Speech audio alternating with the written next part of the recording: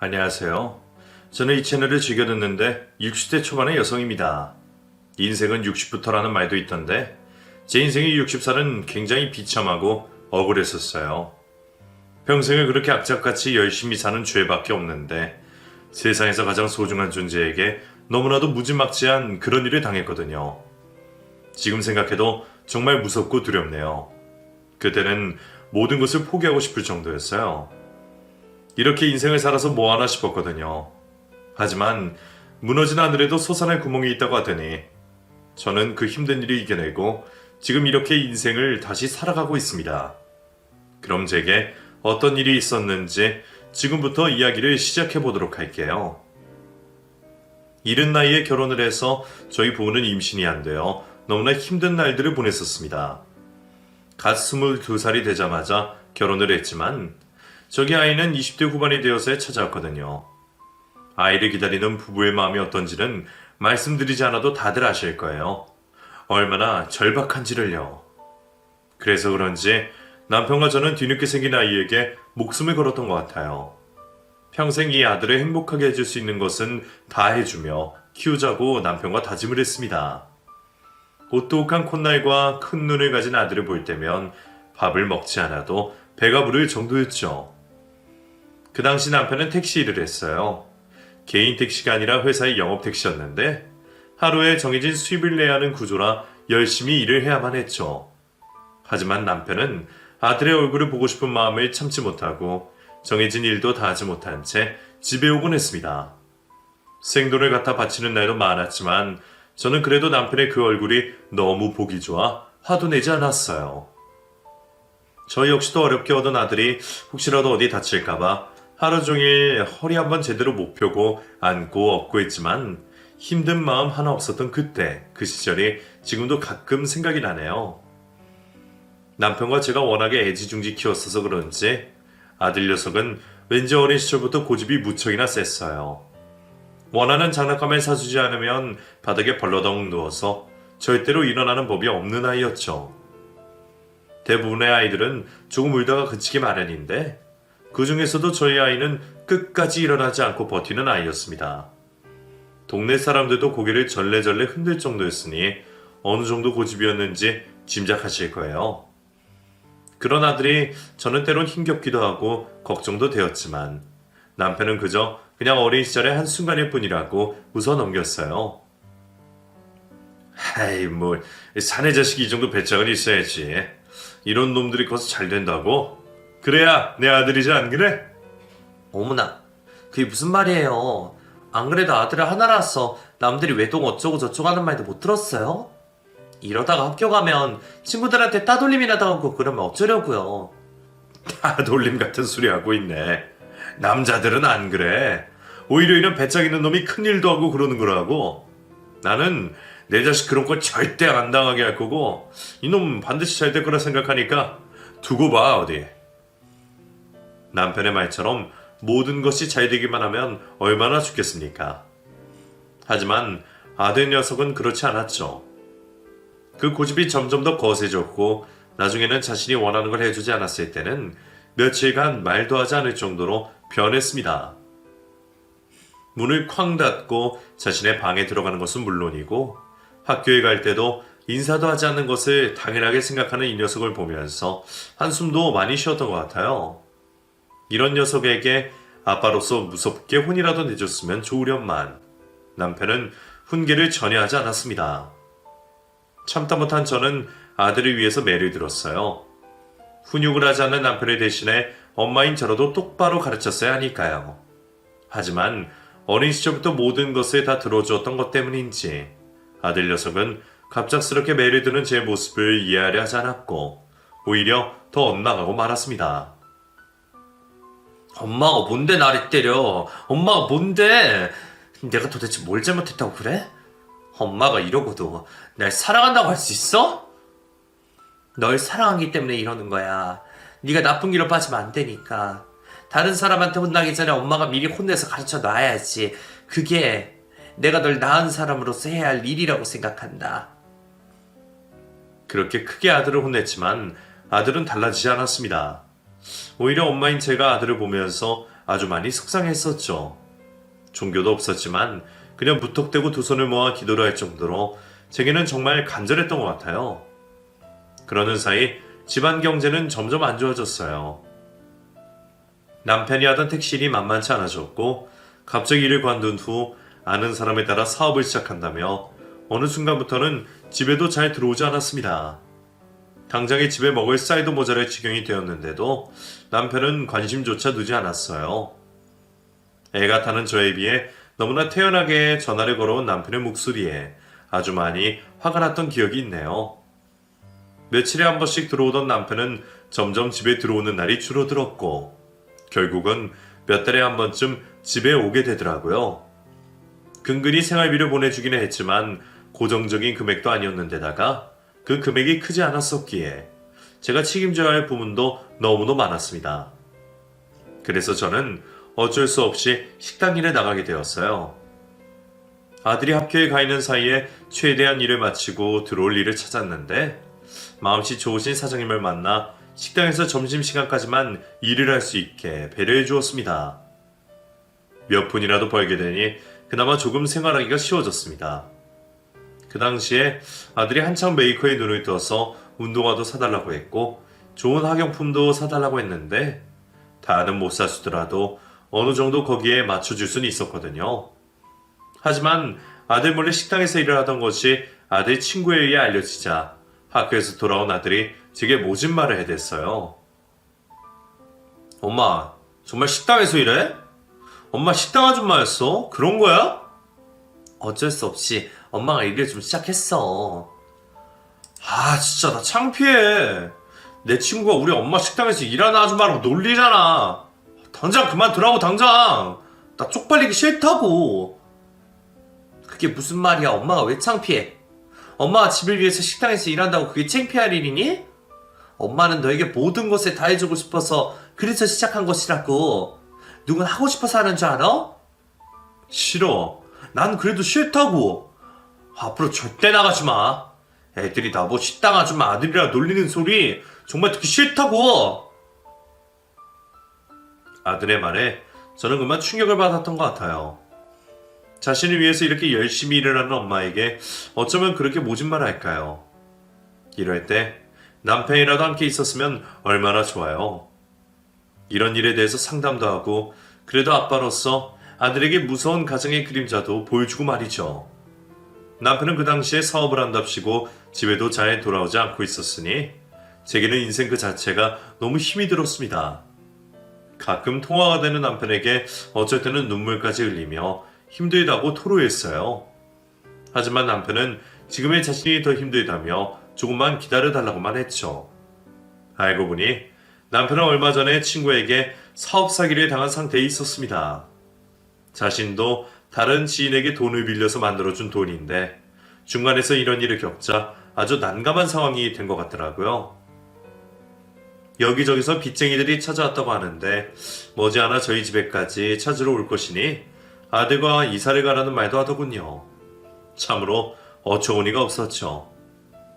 남편의 말을 듣고 저는 곧바로 이사를 준비했습니다. 몇 푼 되지 않는 전세방을 빼서 조금 멀리 떨어질 때 월세 단칸방으로 이사를 가게 되었어요. 거기서 또 아들이 저와 남편의 가슴에 못을 박는 일을 하더군요. 이것도 집이라고 나보고 여기서 살라고 하는 거야? 엄마 아빠는 돈을 버는 거야 안 버는 거야? 조금만 참자 아들아. 엄마 아빠 지금 사정이 그래서 그래. 아빠도 급한 일 해결되면 금방 집에 들어오실 거야. 그럼 그때 우리 더 좋은 집으로 이사가서 셋이 행복하게 살자 알았지? 그럼 지금 당장 들어오라 그래. 맨날 밖에 나가서 들어오지도 않고 아빠는 왜 맨날 그따위야? 아들의 말에 저는 그만 아들의 뺨을 세게 때리고 말았어요. 아무리 화가 나도 손으로 뺨을 때리는 것까지는 하고 싶지 않았는데 그날 저도 막다른 골목에서 있었던 것 같습니다. 그 후로 남편은 딱 한 번 찾아와 자신의 옷가지들을 챙겨서 집을 나가버렸고 속세와 인연을 끊고 싶다고 제게 말했어요. 여보, 아들 잘 키워줘. 미안하다. 정말 미안해. 내가 해줄 수 있는 게 더 이상은 없다. 나 너무 힘들어. 이제 이 도시와의 인연 끊고 싶어. 아무도 없는 산속 같은 곳에 가서 살 거야. 뭐라고? 그럼 무책임한 말이 어디 있어. 그럼 나랑 아들만 내팽개쳐두고 당신 혼자 거기 가서 속 편하게 산다는 거야? 미안하다. 정말 미안해. 내가 나중에 다 갚을게. 당신과 아들에게 진 빚 내가 다 꼭 갚을 테니까 그때까지만 부탁해. 남편은 이 말만 남긴 채 그대로 떠나버렸어요. 그리고 그 후부터는 그 어떤 연락도 오지 않았죠. 남편이 떠나고 한동안 빚쟁이들이 저희 집에 찾아왔습니다. 하지만 저희 집안 꼴을 보고 더 이상 닥달하지 못했습니다. 그들도 남편이 산속 깊은 곳에 숨어버렸다는 것을 지인을 통해 듣게 되었나 봐요. 저는 그들을 향해 목 놓아 소리쳤어요. 제발 그 사람을 찾으면 제게 먼저 좀 데려다 달라고요. 무책임한 남편한테 저도 아들도 받아야 할 것이 많다고 말이죠. 제가 하던 난리를 치니 빚쟁이들도 더 이상은 찾아오지 않았습니다. 저는 당장에 미친 듯이 일을 해야만 했습니다. 식당에서 시간을 돌려 일을 하고 집에서도 부업까지 하며 저 잠도 거의 자지 않았어요. 그러던 중에 식당 사장님이 부동산 투자를 한다는 말을 들었습니다. 제 사정이 이런 것을 알게 된 사장님은 저보고도 이렇게 버는 돈에서만 그치지 말고 투자를 해서 자산을 불려야 한다고 하셨어요. 처음에는 당장에 쓸 돈도 없는데 말도 안 된다고 거절했지만 사장님의 지난날 얘기를 들어보니 저보다 더 어려운 환경에서부터 시작하셨더라고요. 저는 결국 그 식당 사장님의 권유로 일이 끝나고 매일같이 땅에 대한 것에 관한 공부를 하기 시작했습니다. 제 배움이 짧아 모르는 것이 수두룩했는데 식당 사장님과 함께 공부를 하면서 아주 큰 도움을 받게 되었어요. 이 모습을 보고 다른 식당 사람들은 저희가 불륜과인계일 것이라고 수군대기도 하더군요. 하지만 저는 아랑곳하지 않았습니다. 사람들의 수군거림에 귀 기울이기보다 앞으로 아들을 키우면서 어떻게 인생을 잘 살아갈지가 더 중요했었으니까요. 저는 조금씩 부동산에 대해서 알아가기 시작했습니다. 아주 사소한 것부터 알려주신 사장님 덕분에 생각보다 실질적인 것을 정말 많이 배울 수가 있었죠. 사장님이 항상 강조한 종잣돈 만들기부터 시작한 저는 3년 정도가 지난 후에는 아주 작은 땅을 살 수가 있었어요. 남들이 제대로 알지는 못하는 그런 곳이었는데 평수가 넓지가 않아서 굳이 왜 사느냐고 말리는 사람도 있었습니다. 하지만 저는 제가 그동안 공부한 것을 믿었고 그 대출금을 갚느라 허리가 휘어지는 줄 알았어요. 땅은 자고로 사고 나서 잊고 있어야 한다고 하길래 그 생각을 하지 않고 일에만 매진했습니다. 그 사이 아들은 무럭무럭 자라나고 있었고 아직 호적에 가장으로 되어 있는 남편은 연락 한 번을 하지 않더군요. 아들이 잘 자라줬으면 좋았겠지만 사춘기가 오자 또다시 방황하기 시작했어요. 일단 자신이 이런 집에서 가난하게 살아가는 것에 대한 불만이 있었고 아빠가 집을 버리고 떠난 것에 대한 불만이 상당히 크더군요. 힘도 저보다 훨씬 세진 아들이 제게 대들 때에는 가끔 너무 무서운 느낌이 들기도 했습니다. 저는 그때마다 더 단호해지려고 엄청 노력했던 것 같아요. 제 나이가 더 들어 늙고 병약해질 때까지 그때 가서 아들이 저를 무시하지 않도록 지금부터 강한 엄마의 모습을 보여주려고 했죠. 너 이런 식으로 할 거면 당장 이 집에서 나가. 엄마는 지금 상황에서 최선을 다해서 널 키우려고 하는데 그게 못마땅하다면 그런 사람이 나가야지, 안 그래? 그래? 엄마 너 나갈 거야. 나간다고. 놈의 집구석에서 더는 살고 싶지 않아. 나도 남들처럼 비싼 옷 입고 좋은 자동차 타는 부모님과 함께 살고 싶다고. 저의 단호함은 결국 아들을 가출로 내몰게 되었습니다. 저는 그때 많이 후회했어요. 하루 종일 일손도 잡히지 않고 사방팔방 아이만 찾아다니게 되었죠. 급기야 정신과에 가서 상담까지 받는 상황이 되었고 아이 입장에서 다시 한번 생각해 볼 수 있었어요. 그리고는 그때부터 다시 마음을 다잡고 하나뿐인 외동아들에게 마음을 다해서 잘해주리라 다짐했습니다. 한 달쯤 지나고 나서 경찰서에 찾으러 간 아들의 모습은 많이 야위어 있었어요. 몸무게가 한 7kg 이상은 빠져 보이는 듯 했고 피부는 거칠거칠했으며 한겨울이라 발가락에 동상도 입었었습니다. 저는 말없이 아이를 데리고 집으로 가서 약을 발라주고 맛있는 고기를 구워주었고 마음속으로 피눈물을 흘렸어요. 그 후로는 웬만해서는 아직 미성숙한 아이와 대립하지 않으려고 노력했고 저는 오로지 돈을 벌 수 있는 방법에만 매진했습니다. 그 덕분에 그 후로도 아주 작은 돈으로 작은 아파트를 전세 끼고 살 수 있었고 그 아파트의 가격은 점점 올라갔어요. 그걸 필두로 또 다른 곳에 투자를 했고 점점 그 규모는 커져만 갔습니다. 덕분에 저는 한 곳을 팔아 건물을 올렸고 여러 곳에서 월세를 받으며 임대사업까지 도전할 수 있었어요. 여행 한번 제대로 다녀오지 못하고 세월이 어떻게 흘렀는지 모를 정도로 바쁘게만 지냈던 것 같아요. 10년이 넘는 세월 동안 아들은 대학교를 들어갔고 군대를 제대했으며 몇 명의 여자친구도 소개시켜주기도 했어요. 제가 보기엔 아들이 고집불통에 감정 조절도 제대로 하지 못하지만 살살 달래고 칭찬해주면 또 아기처럼 잘 따라오는 스타일이더라고요. 그래서 저는 그런 여자를 만나 결혼하면 잘 살 수 있을 것이라는 생각이 들었죠. 하지만 아들이 데리고 오는 몇몇의 여자들은 전혀 그런 분위기가 아니더라고요. 꾸미기 좋아하고 아직 아들보다 한참이나 정신연령이 어린 듯해서 소개를 시켜줄 때마다 제가 탐탁지 않은 표정을 지었던 것 같아요. 그러나 아들이 어느 날은 참 괜찮은 여자를 데리고 왔어요. 그때 아들이 아마 20대 후반이 가까워졌었는데 결혼이 하고 싶다면서 제게 조심스레 말을 꺼냈죠. 저 엄마, 나 결혼하고 싶은 여자가 생겼는데. 정말이야? 어떤 여잔데? 우리 아들이 홀딱 빠진 여자면 어마어마할 것 같은데? 나 눈 높은 거야 뭐 유명하잖아. 엄마도 알지? 이번 주에 데리고 올게. 이번에는 진짜 결혼하고 싶어. 그래. 결혼하고 싶다는 여자가 이전에도 3명이나 있었는데 이번에는 꼭 이루어지길 바란다. 아들은 정말 그저 주말에 애인을 데리고 왔는데 여태까지 보던 여자는 너무나 달랐습니다. 단아한 옷차림에 조심스러운 말투와 행동까지 예의 있어 보이더라고요. 게다가 엄마 혼자 키우셨다는데 엄마가 선생님 출신이셨고 가정환경도 꽤 괜찮은 것 같더라고요. 저는 모든 것이 참 좋았어요. 사람이 오래 살다 보니 첫인상이 주는 느낌 같은 것이 있는데 이 여자를 보는 순간 제 아들을 잘 컨트롤할 수 있다고 생각했거든요. 꿈인지 생시인지 그 여자도 제 아들과 결혼을 하고 싶다는 말을 했고 저는 덜컥 하루라도 빨리 나를 잡으라고 말을 해버렸습니다.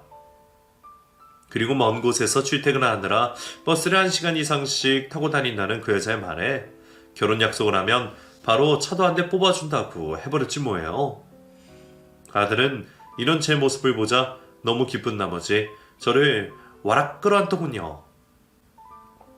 엄마, 우리 엄마 진짜 최고다. 역시 우리 엄마 멋쟁이라니까. 자기야, 우리 엄마 봤지? 우리 엄마가 이 정도야. 자기 멀리서 출퇴근한다니까 바로 찾아주신다잖아. 어이구, 얘가 왜 안 하던 짓을 해? 저리가 친구로 이놈아. 너무 좋아서 해맑게 웃고 있는 아들의 모습을 보니 제가 다 기분이 좋았습니다. 그리고 일사천리로 진행이 되어 바로 결혼식 날짜를 잡게 되었죠. 그런데 상견례 자리에서 예비사도는 조금 걱정스러운 표정을 짓고 제 아들을 마음에 들어하지 않는 것 같더라고요. 무슨 말을 하면 계속 제 아들의 성격이 어쩌고 저쩌고 하시면서 말을 하는데 상당히 기분이 좋지 않았습니다. 남자는 자고로 떡하니 올곧은 십성이 있어야 하는 건데 걱정이 좀 되긴 합니다. 우리 아들이 좀 성격이 욱하는 부분이 있어도 고집이 있어서 살아가긴 괜찮을 겁니다, 사돈. 저도 교육자로 30년이 근무하다 보니 사람을 보는 눈 같은 게 생겼거든요. 사실 저는 제 딸에게 결혼하지 말라고 했습니다. 서운하실지 모르겠지만 그게 사실입니다. 예비사돈의 말에 기분이 확 상해버린 저는 일부러 제가 가진 돈 자랑을 하는 유치한 모습을 보였어요. 지금 생각해도 그때 일은 얼굴이 화끈거릴 정도로 부끄럽긴 했습니다. 하지만 어쩌겠어요. 남이 제 아들을 그렇게 낮게 평가하는데 저도 뭔가를 보여주고 싶었거든요. 결국엔 그런 상태로 결혼식이 진행되었어요. 결혼식에는 무슨 일이 있어도 남편을 자리에 앉히고 싶었는데 어디에 틀어박혀 있는 건지 도무지 찾을 수가 없더군요. 정말 많이 야속하면서도 한편으로는 이제 모든 것이 해결되었으니 제발 세상 밖으로 나왔으면 좋겠다는 생각도 하게 되더라고요. 아들이 결혼을 하고 나니 저는 왠지 혼자가 된 것 같은 기분이 들었습니다. 너무나 조용했고 아무 일도 일어나지 않는 지루한 일상이 반복되었죠. 그러던 어느 날 저는 우연히 길거리에서 붕어빵을 팔고 있는 늙은 노인을 만나게 됩니다.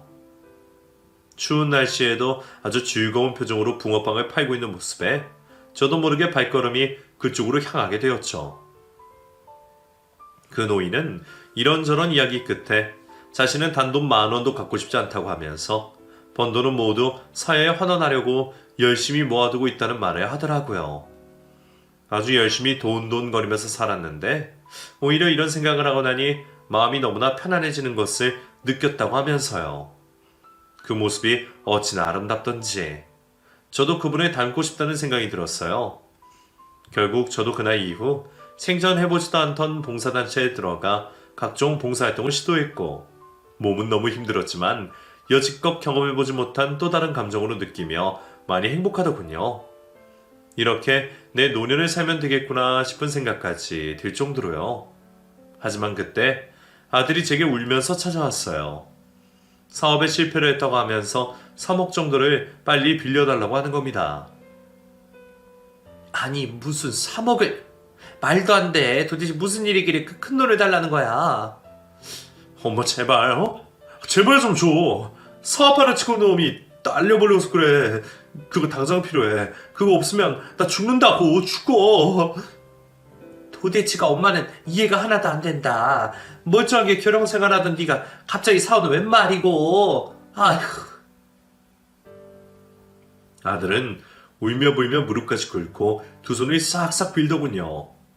그 모습을 보니 저는 가만히 있을 수가 없어 통장에 모셔두었던 3억을 꺼내어 주었습니다. 하지만 그것이 저의 비극의 시발점이 되고 말았죠.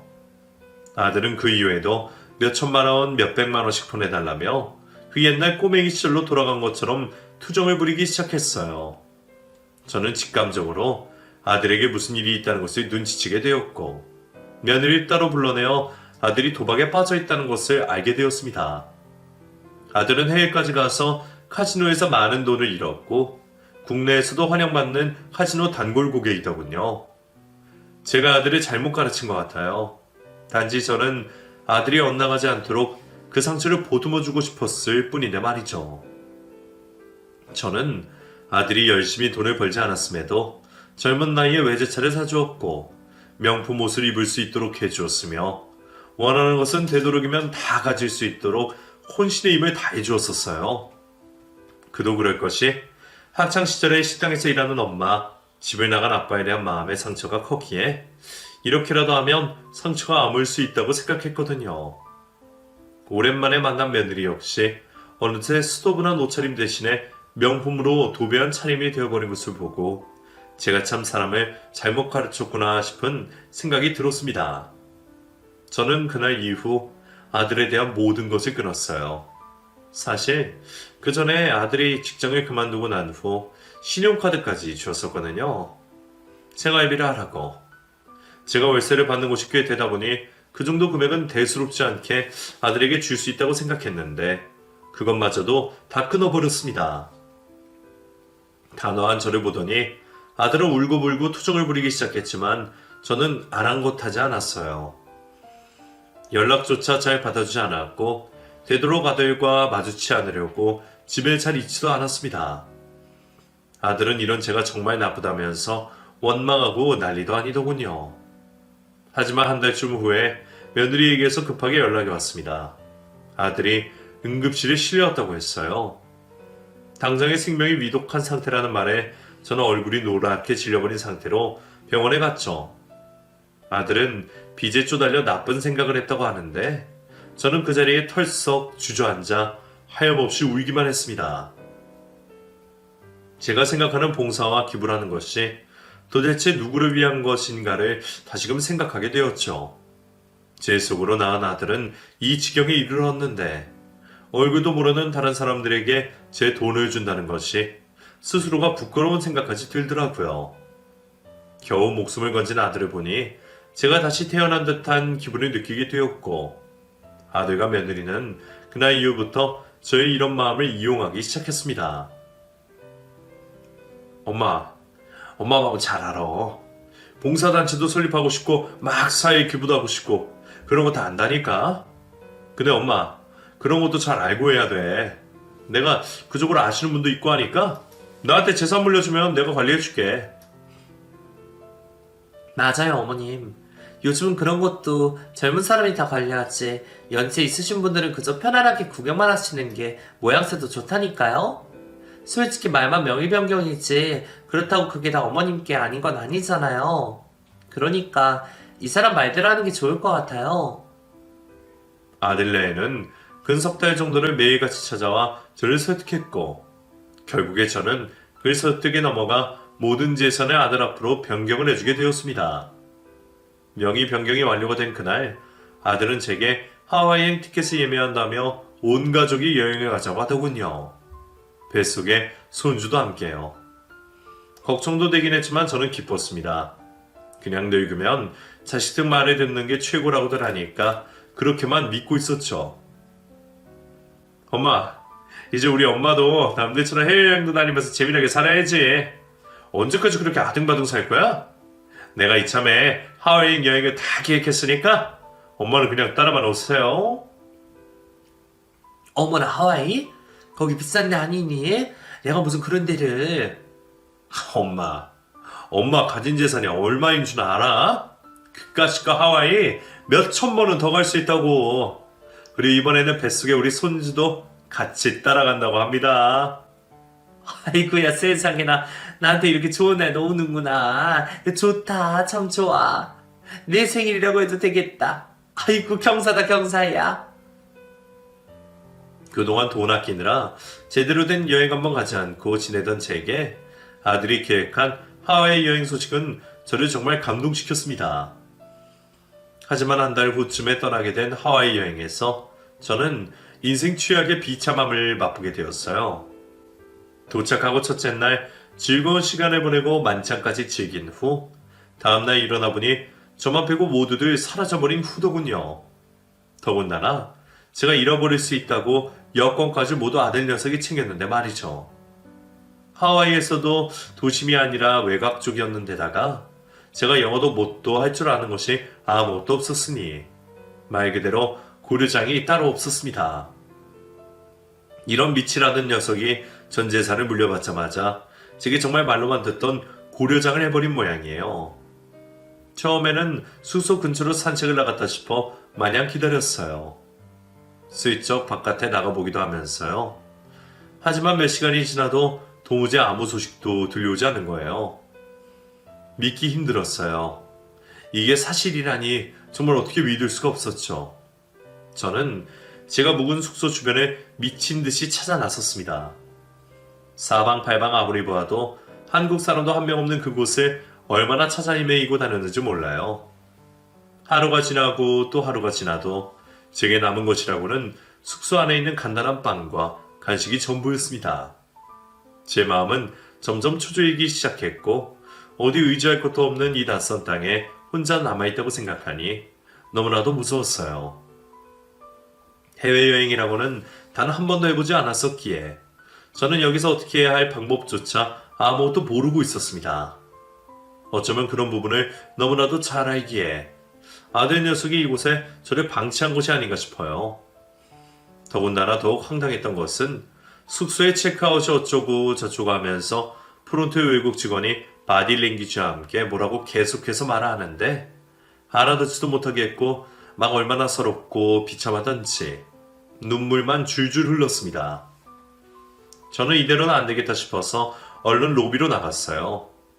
아들과 며느리에게 전화를 걸어보면 어떻게 방법이 생기지 않을까 싶은 마음에 전화를 걸었는데 한국에 있는 전화를 어떻게 걸어야 하는지도 모르겠고 간신히 도움을 받아 걸게 된 전화는 아무도 받지도 않았습니다. 제 모습을 본 직원들이 저를 도와주려고 경찰을 불러준다는 신용을 막 했는데 저는 그곳조차도 너무나 두렵고 떨려서 무조건 노라고 외치고 로비의 한 구석에 앉아서 울고 있었어요. 당장 어떻게 할 길이 없어 눈물만 계속 흐르다가 꺽꺽 소리까지 내며 오열을 하게 되었고 결국에는 시신을 할 지경에 이르고 말았어요. 아이고 내 팔자야. 내가 어쩌다 이런 꼴이. 자식 하나 잘 키우겠다고 한 건데 내가 얼마나 열심히 살았는데. 조상님들, 내가 이게 무슨 팔자랍니까? 숙소의 로비까지 오열을 하고 있던 그 순간 누군가 제 앞에 나타나 제 팔을 붙들고 일으켜 주었어요.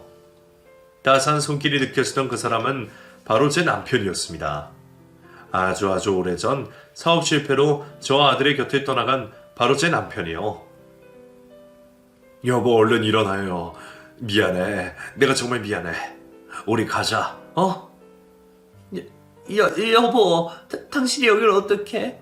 여보 나 좀 살려줘. 내가 자식을 잘못 키웠나봐. 어떻게 해요 여보? 아니야, 당신 잘못 없어. 얼른 가자. 늦게 와서 미안해. 하늘에서 뚝 떨어진 것 같은 남편의 도움으로 저는 겨우 한국에 돌아올 수 있었습니다.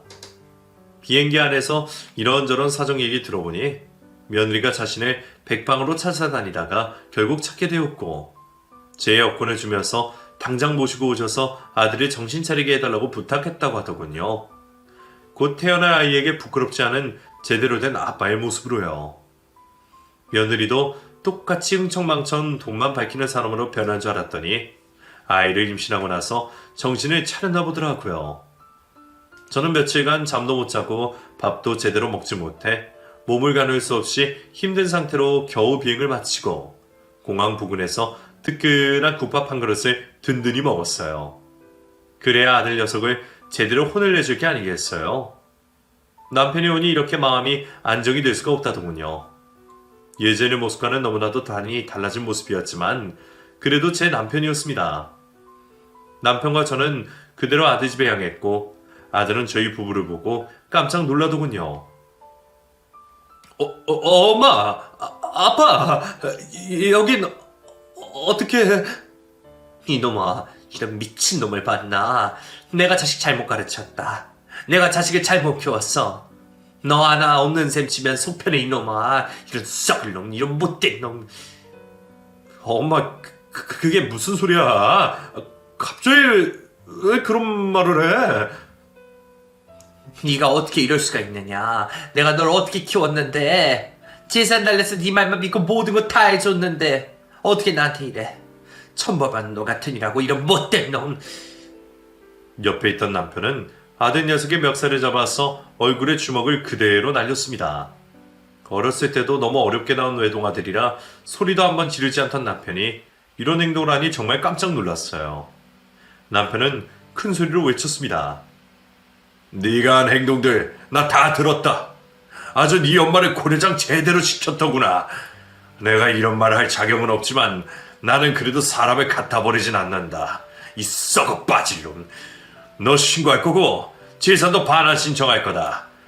아들은 없는 셈 치면 되는 거고 곧 아빠 된다는 놈이 이래서 애가 뭘 배우겠냐. 너도 네 자식 포기해라. 아니 갑자기 나타나서 이게 뭔 짓이에요. 내가 뭐 어쨌다고. 이 순간 이후로 나랑 네 엄마는 자식 없는 사람이다. 그러니까 법정에서 만나자. 잠깐만요 아버지. 저 아버지 한 번만요. 한 번만 살려주세요. 앞으로 잘할게요. 진짜요. 제가 잠깐 정신이 나갔었나 봐요. 다시 가려고 했어요. 엄마 모시러.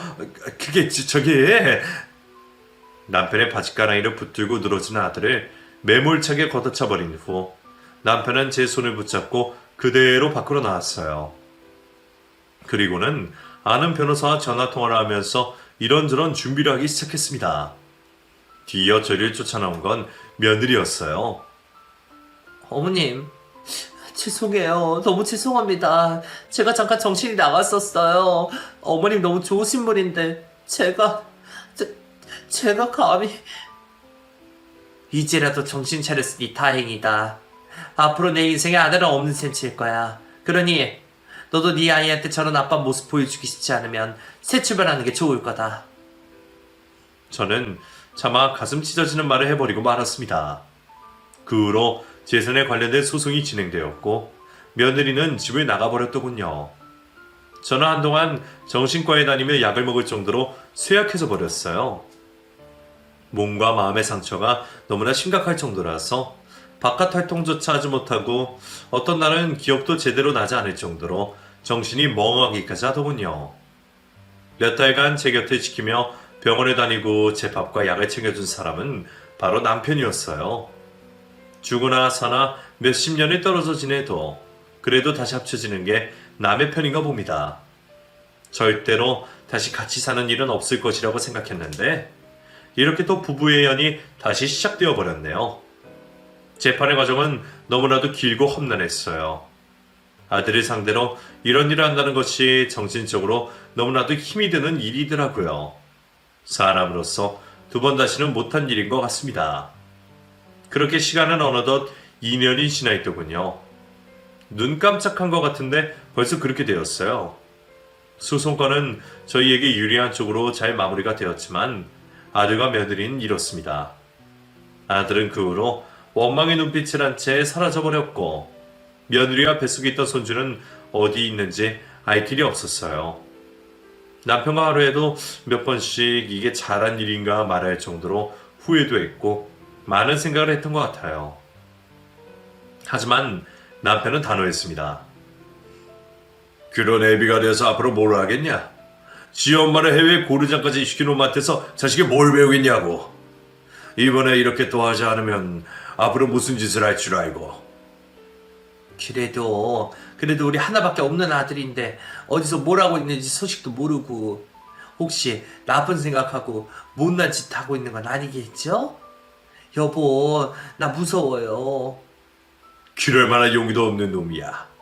예전에 당신 재산 물려받아보라고 할 때 그때도 며느리의 말 들어보니 미리 병원에 연락해달라고 한 놈이더구만. 정신 바짝 차릴 때까지 한번 혼나 봐야 돼 그놈. 남편의 말을 들어도 가슴 한편으로는 아들에 대한 그리움이 가시질 않더라고요. 아무리 그래도 부모 자식 간의 천륜을 어떻게 끊을 수가 있겠어요. 그 후로 얼마의 시간이 지났을까. 늦은 새벽 누군가 현관문 앞쪽에서 기침 소리 내는 것이 들렸어요. 남편과 저만 있는 집에 올 사람이 없는데 무서운 마음으로 내다보니 거리 냉색을 하고 있는 어떤 남자가 저희 집 문 앞을 서성이고 있었습니다. 남편은 경찰에 신고를 하자고 했지만 저는 순간 느낌이 이상했고 아들인 것 같다는 생각이 들었어요. 무슨 용기에서인지 그대로 문을 벌컥 열었는데 저를 보자마자 그 남자는 후다닥 뛰어서 도망을 가버리더군요. 뒷모습을 보니 다리 한쪽이 살짝 불편한 것이 보였습니다. 여보, 혹시 우리 아들 아니겠지? 아니야. 그냥 노숙자가 주워서 잠깐 왔나보지. 다리 저는 거 좀 봐. 우리 아들 아니지. 신경 쓰지 말고 어서 들어가서 자요. 저는 계속해서 이상한 느낌을 지울 수가 없었어요. 그리고 다음날은 용기를 내어서 안사돈에게 전화도 한 통 걸어보았습니다. 며느리는 아주 건강한 손주를 낳아서 친정에서 잘 지내고 있다고 하더라고요. 며느리의 부탁으로 여태까지 모른다고 거짓말할 수밖에 없었다며 죄송하다고도 했습니다. 저는 정말 고개를 들 수가 없었어요. 아들 교육 잘못시킨 이 엄마가 죄인인 거죠. 제가 죄송합니다, 안사돈. 제가 죄인이에요. 무슨 말을 어떻게 드려야 할지 모르겠네요. 우리 며느리, 우리 손주 지내는 생활비라도 제가 다 부담하고 싶습니다. 어떻게라도. 됐습니다. 사돈 아니에요. 저도 그 정도 능력은 있습니다. 제 딸이 잘못한 선택을 한 죄도 있으니 그냥 이걸로 마무리하시죠. 아무튼 소식 있으면 알려주세요. 이혼 수술을 마련하려면 당사자가 있어야 하니까요. 안사돈은 예의 있으시면서도 단호한 어조로 바로 이혼을 말씀하시더군요. 그날 밤 저는 가슴이 찢어지도록 울었습니다. 시간을 되돌릴 수만 있다면 아들이 어렸을 시절 그때로 돌아가고 싶었어요. 그리고 그날 밤 또다시 저희 집 앞에서 누군가 기침 소리 내었고 저는 직감했어요. 그리고는 이번에는 미친 듯이 쫓아가 그 남자를 잡아 얼굴을 들여보였고 그 남자는 바로 제 아들이었습니다. 희골이 상접해 있고 수염은 덥수룩하게 자라 있었지만 저는 한눈에 제 아들을 알아볼 수 있었어요. 그 어떤 애미가 자식 얼굴을 못 알아본답니까? 아이고 이놈아, 아이고 어디서 이런 꼴이 되었어? 아니에요. 사람 잘못 보셨어요. 저 아니에요. 이놈아, 애미가 어떻게 자식을 못 알아본다냐? 아이고. 절뚝거리는 다리 한쪽을 지지직 끌며 도망가려 애쓰는 아들을 보는 제 가슴은 그야말로 찢어지듯이 아팠습니다. 그날 밤 아들은 참회의 눈물을 흘리며 무릎을 꿇고 진심으로 사죄를 했어요. 죄송합니다. 엄마, 아버지, 죄송해요. 정말 사람도 아니에요. 정말 죄송해요. 남편은 끝내 아무런 말도 하지 않았고 밥 한 끼만을 먹이고는 아들을 다시 내쫓아버렸습니다. 다리는 왜 다친 건지, 그동안 어디서 어떻게 지냈는지 남편은 단 한마디도 묻지 않았어요. 그저 밥숟가락을 떠난 아들을 등지고 앉아 TV만 보고 있을 뿐이었죠. 쫓기듯이 밥을 먹고 쫓아내버린 아들이 눈에 밟혀 며칠 밤낮을 끙끙 앓던 제게 남편은 잘 참으라고 말을 했어요. 늙은 엄마를 고래장시킨 미친 아들을 정신 차리게 하는 방법이라고 하면서 말이죠. 그 후로 한동안 아들은 찾아오지 않았습니다. 그러다가 몇 달이 지나고 집 근처에서 서성이 거리는 아들을 이번엔 제가 먼저 발견하고는 집으로 데려와 밥을 해먹였죠. 몇 번 그렇게 하고 나니 아들은 조금씩 정신을 차리는 것 같더군요. 덥수룩한 수염을 잘랐고 어디에서 일을 하는지 과일원 봉지에 쌓아서 제게 말없이 건네기도 했습니다. 그렇게 조금씩 변해가던 아들의 모습을 보니 저와 남편의 마음도 아주 조금씩 열리기 시작한 것 같아요. 아들은 그 후로 며느리와 자신의 아이도 가끔씩 만난다고 하더군요. 이런저런 이야기를 많이 하는 정도의 사이가 아직 되진 않았지만 손주 이야기를 하면서 우는 아들의 얼굴을 볼 때면 제 마음이 다 행복하답니다. 하지만 며느라가 집안에서도 아직 완벽하게 제 아들을 용서한 것 같진 않아요. 사람이 너무 크게 상처를 베이면 아무는 시간이 반드시 필요하잖아요. 가족이라고 해서 모든 것이 다 용서가 되진 않더라고요. 저 역시도 그렇고요. 지금 저희 가족은 현재 진행형입니다. 마음 급하게 다시 행복한 가족이 되고 싶진 않아요. 그저 마음이 흘러가는 대로 천천히 조금씩 자연스럽게 진행되어 가기만을 바라고 있을 뿐이죠. 진정으로 자신의 죄를 뉘우치고 있는 아들이기에 세월이 지나면 조금 더 좋은 관계가 되어 있지 않을까 조심스러운 예측만 하고 있답니다. 돈만 있으면 노년에 아무 걱정 없이 편안하고 행복하게 살 줄만 알았는데 이런 일을 겪어보니 평범하게 사는 것이 가장 힘들다는 말이 딱 맞는 것 같네요. 이 사연을 듣고 계시는 청취자 여러분들도 부디 평범하게 행복한 인생을 꼭 이루시기 바라며 이 글을 마치겠습니다. 몇 년 후에는 부디 완전한 가족의 행복한 모습으로 다시 사연을 남기게 될 날을 꿈꿔 보겠습니다. 끝까지 들어주셔서 감사드려요.